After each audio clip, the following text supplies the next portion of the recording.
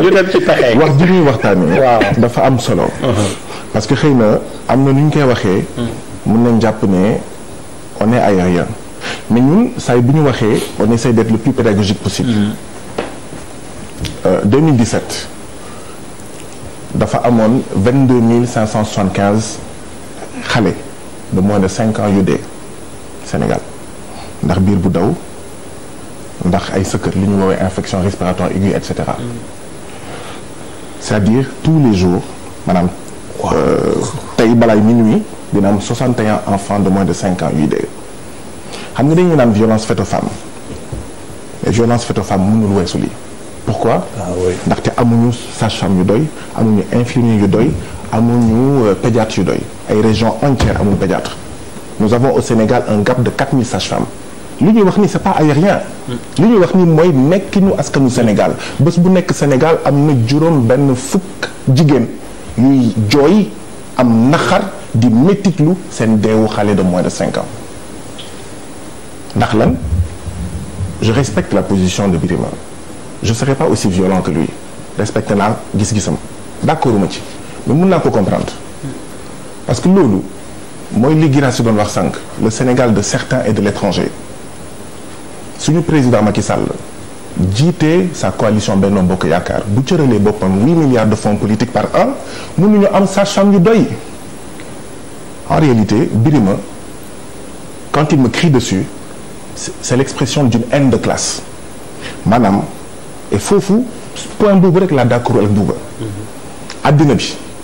et Sénégal ak Afrique mënul nekk exception day am le Sénégal digne et le Sénégalais le Sénégal indigne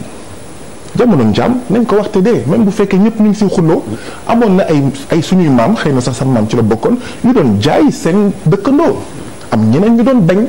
ñu leen di noot colonisation la même chose loolu moo am ba léegi et neexul ba neexul président Macky Sall Ouattara IBK ak ñoom seen dañoo bokk ci l'Afrique indigne je comprends la critique de Birima parce qu'en réalité boo duutee baaraam ça fait mal et lii bu ko askan wi déggee mais day métti parce que askan wi mais attends Macky Sall c'est parce que mu ngi créer ay institutions budgétivores di jël 500 millions de fonds politiques di ko jox président assemblée nationale 500 millions de fonds politiques di ko jox HCCT boo xam ne tey jii nii boo ko supprimé woon lan lay wàññil est-ce que citoyen Sénégal dina sentir ne mais loolu moo tax amuñu sage-femme yu doy Bouba 2019 juróom fukki at ak juróom-ñeent après indépendance téeméer boo jël ci doomu Sénégal juróom fukki ak ñeent mënuñu jàng abajada ils sont analphabètes nga naan nga jëm émergence ak population bu mën a lire Bouba ñeenti at yii passé baccalauréat téeméer boo jël ci candidats yi 65% yi dañoo lajj il y a chaque année 300 000 nouveaux jeunes demandeurs d'emploi 30 000 emplois lañ leen di jox à travers les conditions qui sont réunies donc 270 millions xam ne kenn xamul fi en fait fu mu dugg mais xam nañ Malal xam na ne ñenn ñi ñu ngi kaso ñenn ñi ñu ngi dee dans la mer Méditerranée dans le désert du Sahara ñenn ñi ñu ngi dans les djihadistes c'est de ça qu'on parle et loolu effectivement d'accord naa ak yow Birima ce n'est pas un problème seulement avec la France mais réew moo jël day am ku lay gën a noot ñun dafa am un collectif bu ñuy noot la triade États-Unis Union européenne Japon France am si wàll bu am solo c'est-à-dire que intérêt yi États-Unis am ay Venezuela ay Bolivie parce que historiquement noonu la France amee intérêt yu amee doole parce que historiquement et ñun bi ñuy wax France dégage bu dee xëy na loolu moo la déranger en réalité si parce que yaa ngi naan particularisé et cetera mais après di nga wax ça me dérange pas waaw mais après di nga wax après di nga wax waaw après di nga wax ñun dañoo lancé benn campagne bu tudd pour la souveraineté monétaire France dégage en réalité c'est ça parce que booy wax France CFA doo wax États-Unis mënoo wax Chine je suis désolé kan moo toog suñu conseil d'administration de banque loo xam ne amul fenn ci àddina bi aucun Africain ne siège ci banque centrale Union européenne ban Africain mooy siège banque centrale États-Unis wala Chine ñun fi ñuy nasee suñu politique monétaire mais kat suñu xaalis bii at nii la ñuy def pour wàññi le chômage nii la ñuy def pour suñu ay entrepreneur am bor bu doy pour produire yu doy am compétitivité ndaw France di fa toog ñu naan ñun ñëpp la déedéet d'accord naa mën naa d'accord dara responsabilité partagée mais différenciée encore que man boo mu waxee ne am naa si wàll da nga may tooñ parce que loolu la l'islam wax mbir boo ci d'accordulee wax ko jëf ko wala nga naxar lu ko sa xol donc man ban wàll laa am ci lii ak ñeneen ñu mel ni man qui sont des milliers pour ne pas dire des millions mais rien que le mouridisme c'est quoi? C'est un refus de l'aliénation. Donc attention, am na ay Sénégalais qui pendant des siècles se battent à leur manière. Mais Beydi Agne bu waxee nous voulons que l'État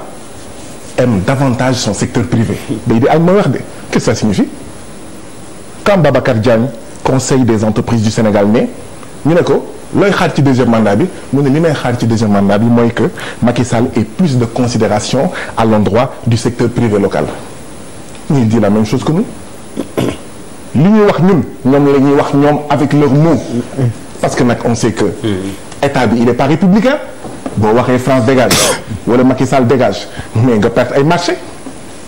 donc ils le disent avec leurs mots quand des patrons yu mel ni Beydi Agne CNP ak ku xam historique gu CNP vont jusqu'à dire nous voulons que l'État aime davantage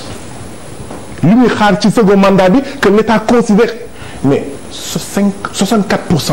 mooy mortalité wu petite et moyenne entreprise Sénégal comment tu vas régler la problématique du chômage syndicaliste nga mais CNTS nga nekk c'est ça la réalité 64% de taux de mortalité de nos petites et moyennes entreprises président Macky Sall mu ngi doon joytu yàggul trop mais waaw si xawma ay intérêt nangam dafa cher mais en réalité président Macky Sall il dit la même chose que nous mais il ne va pas jusqu'au bout c'est le système du franc CFA moo tax bor yi demee nii moo tax intérêt yi demee nii franc CFA day exercer lu ñuy woowee la répression financière dañ ko tabax pour que béykat ak chef d'entreprise yu Sénégal yu Afrique bañ a am bor yu doy pour am capacité yu doy mais il n'a pas le courage politique d'aller jusqu'au bout Bouba man foofu laa xawul d'accord ak yow c'est vrai que nous sommes tous des Sénégalais et des Africains mais nañu nangu ne jamono njaam ñenn ci ñun dafa am ay sagna digne ak ay sagna indigne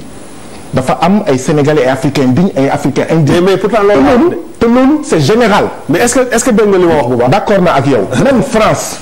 et ce n'est pas propre aux Africains même France bi Hitler doon dugg dafa amoon un Français digne et un Français indigne ñu doon collaborer à Vichy ak ñi doon résister mais xam nga ñun ñooy ñan ñun faluwuñu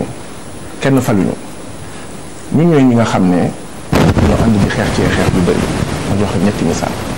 tey jii nii lu jege junni enseignants des cases des tout-petits dem nañ formation ñu ngi fayeeku parce que dañoo ànd xeex ak ñoom ñu tëj ñu ci ay yoon ki yoon le taux brut de préscolarisation mu ngi toll à moins de 20% maanaam xale yi nga xam ne tout tànk yi war a dem jàng Sénégal 59 ans après indépendance mu ngi toll ci 18%. ay jàngalekat yoo xam ne ils avaient fait 5 ans dans les classes ñu diggoon leen maximum 2 ans de bénévolat maximum 2 ans ngeen dem ñu former leen après ñu fay leen payoor ñenn ñi def 5 ans de bénévolat dañ ma jàppati ma sama premier mandat de dépôt c'était le Tambacounda 5 jours maison d'arrêt et de correction bu Tambacounda c'était à cause de cette manifestation tey jii nii au Sénégal il y a 1000 enseignants des cases des tout-petits yi dem formation dem jàngi parce que ñoom ils se sont battus et nous on a été à leur côté ñun xeet nañ ko de mais voilà ce qu'on est Aïssatou Cissé Pikine cortège Timbo mbëkk ko tànk bi damatul jàng kenn faalewu ko papam bokk APR kenn faalewu ko ñun waa FRAPP France dégage bu la neexee ñun ñoo ne di ngeen ko régler wala kon di ngeen ko jëfaale ak ñun régler nañ ko jox nañ ko xaalis yóbbu nañ ko première dame yóbbu na ko en fait Tunisie xam ne ñun ñooy ñan ñun ñooy ñi nga xam ne bi Auchan ak Carrefour doon dugg fii amul woon benn këyit bu doon organiser la grande distribution vide juridique ñun ñoo wax Auchan dégage ak ay commerçants Auchan dégage ñu leen di jaajëfal ba président jël un décret organisant la grande distribution barki dem boo Ndiaye bi ngay dégg waa Kaolack deux tendances de l'APR ou de Benno Bokk Yaakaar di xuloo sëñ mbub fii ñeneen ñi naan magasin du document bi ñu doon brandir ginnaaw yàlla xeexu commerçant yi ak suñu xeex moo ko jur ñu naan waaw non c'est-à-dire que entre suñu ay marché ak ñoom seen marché il doit y avoir 1000 mètres ñun sax loolu dañ ko xeeb taxul woon ñu doon xeex mais y a un acquis mooy y avait pas de papier am nañ fu mu nekk nii un décret organisant la grande distribution c'est déjà une avancée xeeb nañ ko loolu am na ay arrêté lii la ñu def de leneen lépp nag xëy na waaw mën nañu ko critiquer mais nag lii mënoo ko miin te lii ay misaal rek la mënoon naa continuer en fait di joxe ay misaal ci ñun ci lan la ñuy engagé wu. donc ñun lii moo ñu tax a jóg fi may daanele mooy Ablaye Der aliénation bi toll na foo xam ne mooy li maam Cheikh Anta Diop doon wax la vérité sonne blanche